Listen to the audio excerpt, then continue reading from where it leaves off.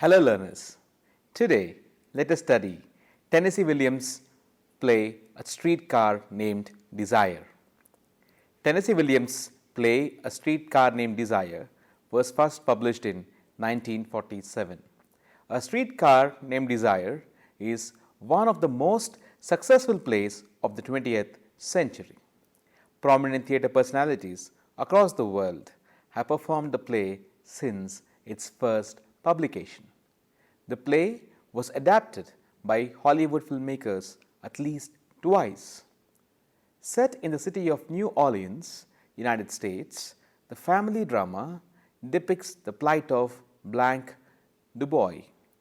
The play also comments on the heterogeneity of the United States in the 20th century, the shift in the structure and nature of family in the United States.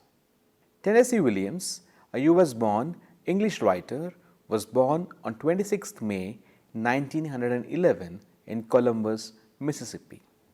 He died on the 25th of February 1983 in New York, United States. He is rated among the finest writers of the 20th century. A popular playwright, Tennessee was born into a southern family of comfortable means.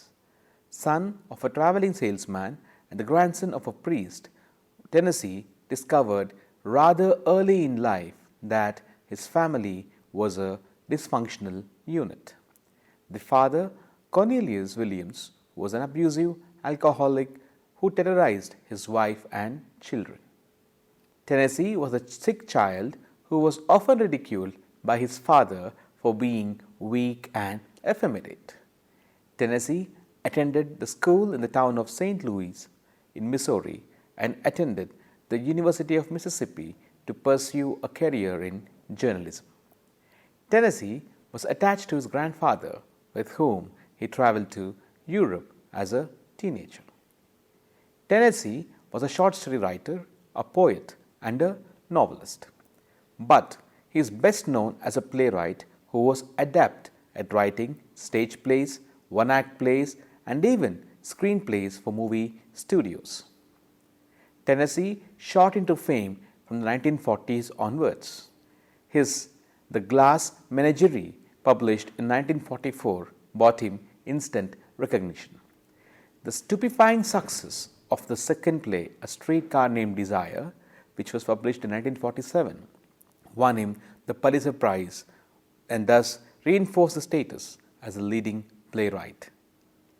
Between 1944 and 1961, Tennessee published 11 plays, and each of them was a financial success.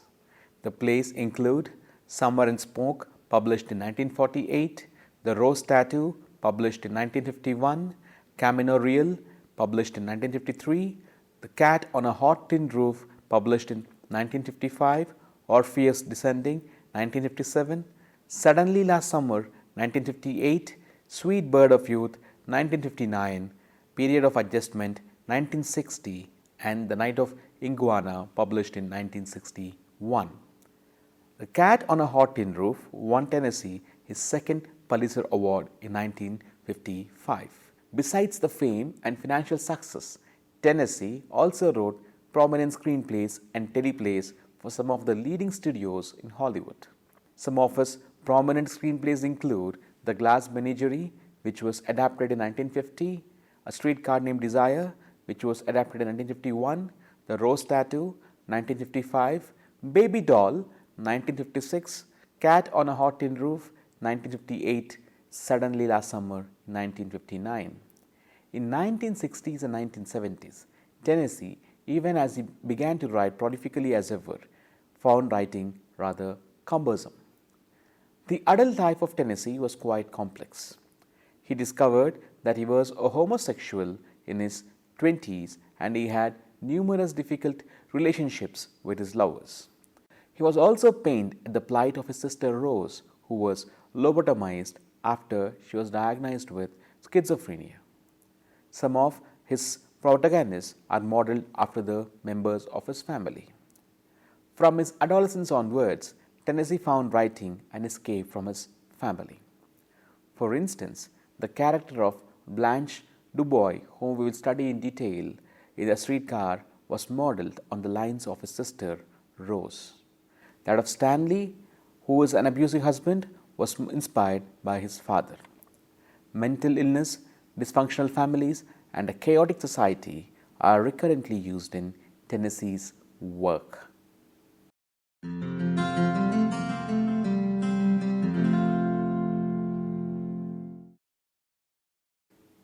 Dear learners, let us examine the summary of A Streetcar Named Desire. First published in 1947, Tennessee's A Streetcar Named Desire deals with the plight of Blanche Dubois, a school teacher who is a resident of Laurel, Mississippi. The only surviving member of Blanche's immediate family is a sister, Stella. Stella is married to Stanley Kowalski and resides in an apartment in a heterogeneous, noisy, and working class neighborhood of New Orleans. Blanche gets down a streetcar which is named Desire. She is dressed fashionably and carries a large trunk. On meeting Stella, Blanche chatters constantly. Blanche spots a bottle of liquor and keeps drinking from it. It is clear that Blanche is an alcoholic. Blanche informs Stella that following the death of all her relatives, she has lost Bellarave, their ancestral home. Blanche mentions that she has a nervous problem and that the school authorities have granted her leave to sort it out. Blanche is broke, yet she treats her sister's two-bedroom apartment and its location with disdain. Later, when she meets Stanley, Stanley finds Blanche very pretentious. Blanche finds Stanley rough and primitive. Stanley works for an auto parts supply firm and is of Polish descent. It is clear to the reader that Stanley and Stella hail from opposite social backgrounds. Stella confesses to Blanche that she preferred sexual gratification to social pretensions. Stella is already pregnant with child but does not divulge the information to Blanche. Blanche's condescending and prudish behavior irritate Stanley. He begins to suspect Blanche. Stanley informs Stella that Blanche could have cheated her of the share of family inheritance. He even confronts Blanche over the issue. Blanche reveals that Bellarave was lost due to a foreclosed mortgage. Stanley is portrayed as a macho man who likes sex, drinking, gambling, and physical exercise. He is an abusive husband. One evening, he invites his male friends to a game of poker. He states that women are not allowed in the house during the poker session. However, Blanche and Stella return home and the poker session lasts way into the night. Blanche tries to win away Mish, a close friend of Stanley, from the game, and she seeks to win his affections. Blanche turns the radio on. Stanley is infuriated with Blanche and throws the radio out of the window. As Stella intervenes and stands up for Blanche, Stanley manhandles her. Blanche and Stella escape to Eunice's apartment.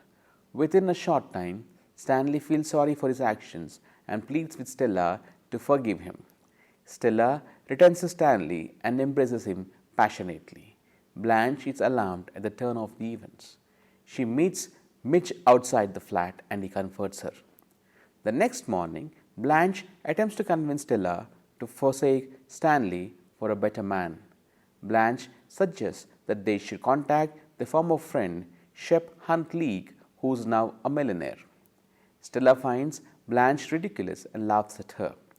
Blanche confesses to Stella that she is completely broke. Meanwhile, Stanley, who has gone out to get the radio repaired, has returned to the flat. He has eavesdropped on the sisters' conversation. He is annoyed with Blanche further. In the evening, Stanley asks Blanche a few questions about her past and hints that he is aware of her disreputable past. Blanche is clearly dismayed. Meanwhile, Mitch and Blanche become intimate with each other. The possibility of a romance with Mitch does not come in her way in she lustfully kissing a teenage boy who has come to collect the newspaper subscriptions. Mish and Blank go on a date and inform each other of their secrets. Blanche reveals the greatest tragedy of her past to Mitch. She confesses that a young husband committed suicide years ago when she discovered and confronted him over his homosexuality. Mitch and Blanche realize that they need each other.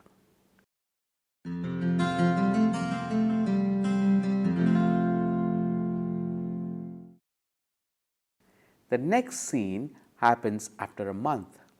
Stanley is visibly annoyed with Blanche's long stay and has gathered solid evidence about her past. The actions happen on Blanche's birthday.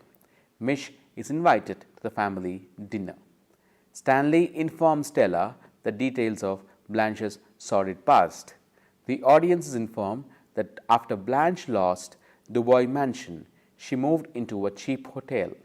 She was addicted to drink and was infamous for her numerous sexual licenses. The hotel was fed up with her behavior. The school where Blanche worked fired her when the authorities found out that she was having an affair with a student. The hotel staff asked her to leave, and the whole town was agog with Blanche's activities. Stella is stunned with these facts. Blanche has the habit of indulging in long baths. Blanche was in bathroom when Stanley informed Stella about her sister's sordid past. Blanche is oblivious to the fact that Mish was also informed about her past. Mish doesn't attend the birthday party. Stanley almost informs Blanche that he is completely aware of her past. He presents her with a one-way bus ticket to Laurel. Stanley's behavior disturbs Stella and she goes into labor. Many hours later, Mitch arrives at the apartment drunk. A drunk Blanche, oblivious to the fact that Stanley has informed Mish about her past, confronts him. Mish is angry when he learns that Blanche is not a chaste woman. He confronts Blanche about her past. Blanche confesses that the stories that he has heard are true. She states that post the demise of her husband, she felt an acute need for human companionship. Mitch informs Blanche that he can never marry her. He states that she isn't fit to live in the same house with his mother. Mitch, however, tries to have sex with Blanche, but Blanche screams fire to attract the attentions of passers-by outside. Mitch is thus forced to leave the apartment. Late in night, Stanley comes from the hospital to find Blanche more drunk.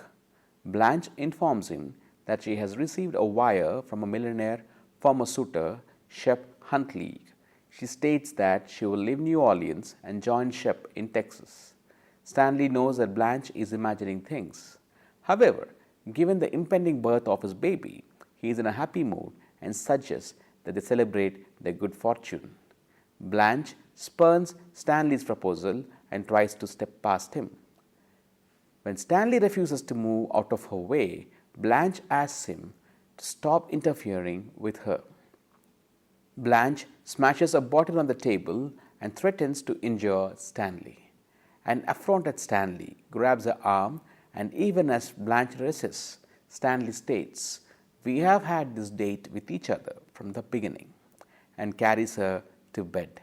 Blanche resists, but Stanley uses his physical strength to overcome her, and the music indicates that he has actually raped her. The last scene happens in the apartment a few weeks later. A poker game is in session, and Stella and her neighbor Eunice pack Blanche's bags. Blanche is in the bath. A doctor and a nurse arrive to take Blanche to an asylum.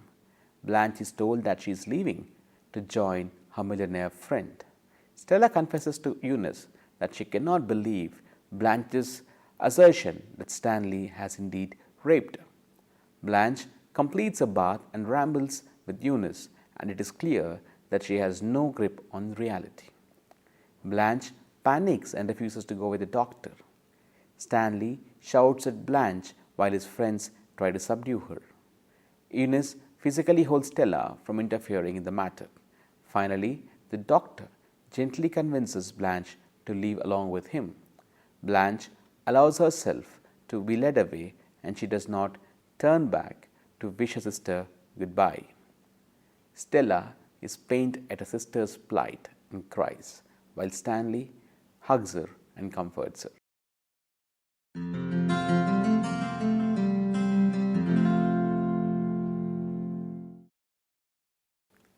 Blanche Dubois is the protagonist of the play. In the initial scenes, she comes across as a prude. Her pretentious nature puts off a lot of people. It is revealed that she is not very close to her sister. Yet, she plans to stay with her sister for a long time. She has lost her ancestral property and is currently very poor. She despises her brother-in-law's working habits. Thus, Blanche seems to be a snob and a hypocrite. However, subsequent scenes reveal that Blanche is a very needy person. She successfully befriends Mish and urges her sister to leave Stanley and suggests that they pursue rich millionaires. Later, it is revealed that Blanche is a widow who has turned an alcoholic. She is also infamous in the town for her sexual liaisons with various men. She has lost her job and is almost exiled from the town. Towards the second half of the play, the reader gets the idea that Blanche is indeed a debased person who is constantly imagining things. She is a weak person who feels that she was the reason for her husband committing suicide. She imagines things and searches for a world where everyone deems her unblemished. She conjures new people and opportunities and exists in a liminal space between the real and the imagined. She refuses to reconcile with Stanley. She is raped, and physical violation breaks her down completely. In the end, Blanche comes across as a delicate piece.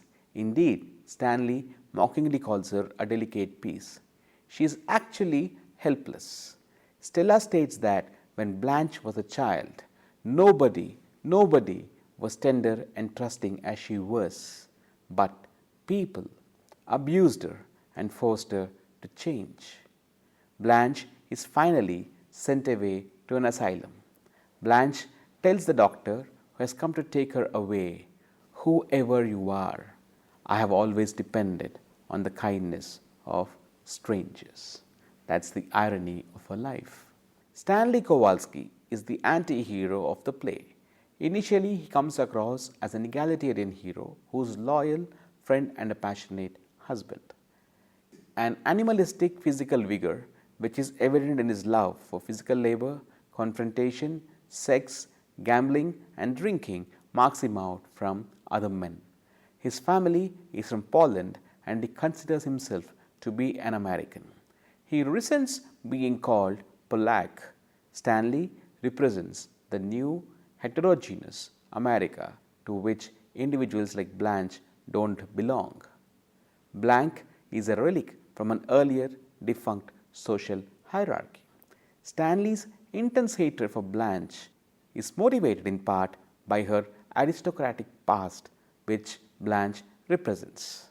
He also rightly sees her as untrustworthy and doesn't appreciate the way she attempts to fool him and his friends into thinking that she is indeed better than all of them.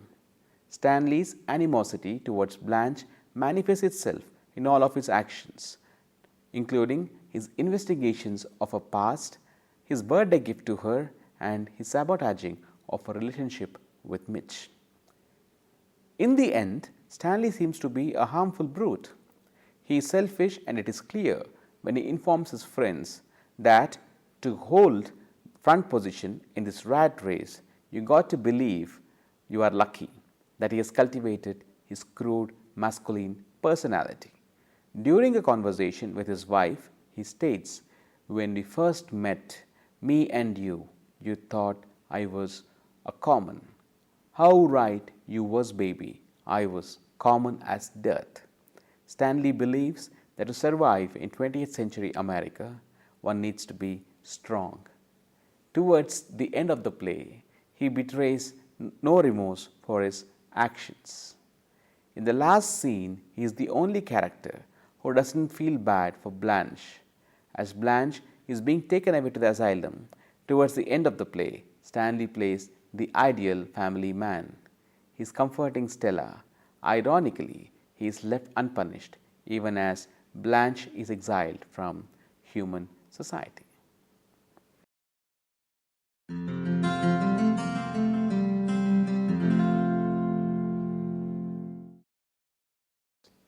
Mitch is the friend and colleague of Stanley. He is unmarried and is devoted to his sick mother, with whom he continues to stay. He is masculine and spends his time working out, drinking, and gambling. He has an unrefined look around him, yet he is not crude like Stanley. Mitch wants to settle down in life and looks up to Blanche.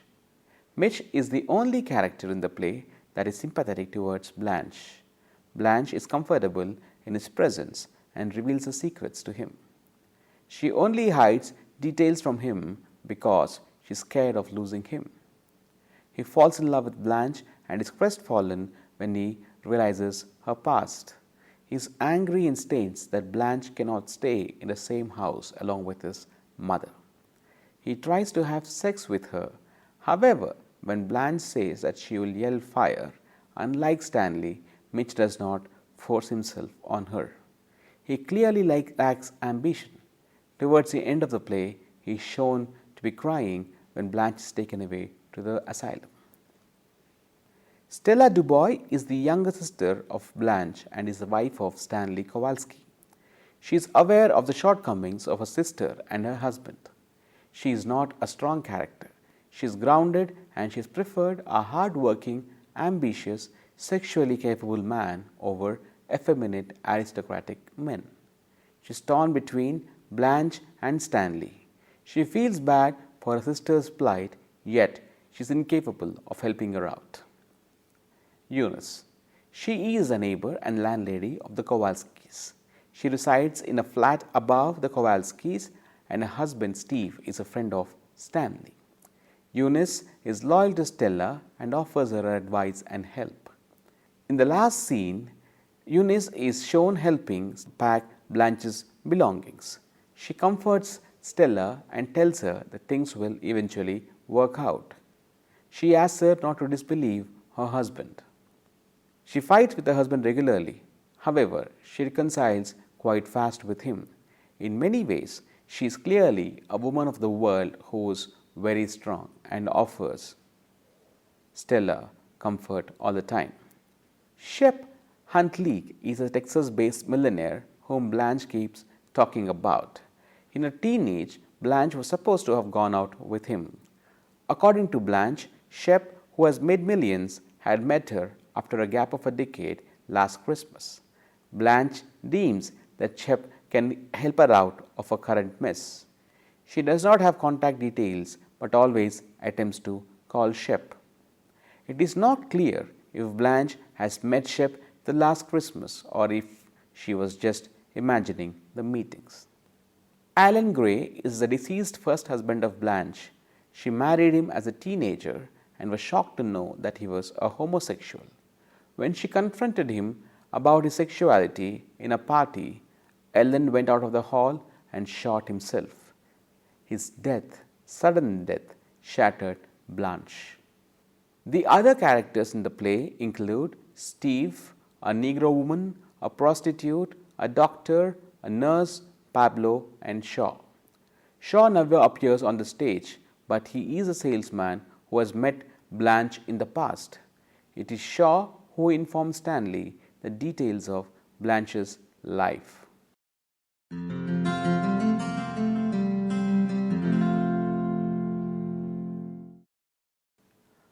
According to Aristotle, a good play should have adequate mythos, in other words plot, ethos, dianoia, lexis, opsis, and melos.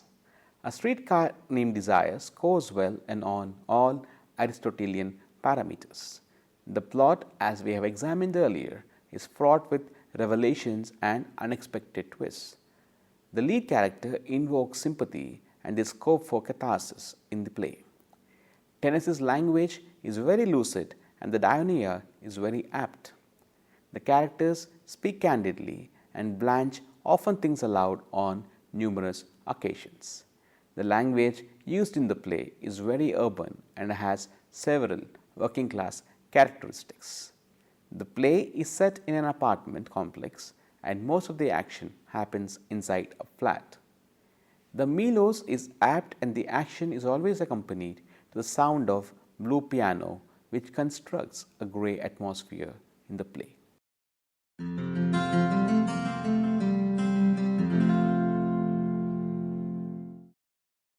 The play foregrounds various issues including that of dynamics of sexes, the tension between America of the old and the 20th century, American psychological problems, etc.